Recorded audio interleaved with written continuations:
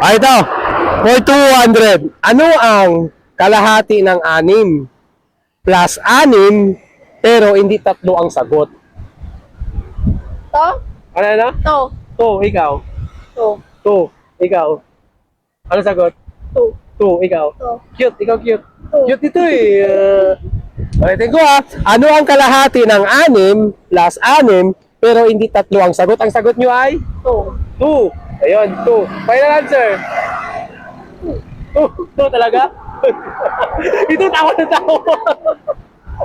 Ayan, hindi siya 2. Hindi 2. Oo nga, hindi 2. Ano ang kalahati ng 6 plus 6 pero hindi 3 ang sagot? Hindi siya 2. Talaga, napapaisip. O, sige ano? 3? Ano na? 3? 3? Hindi nga 3. Tinawanan ko. Hindi nga ni 3. Ay mga idol, kung alam niyo yung sagot, i-comment nyo.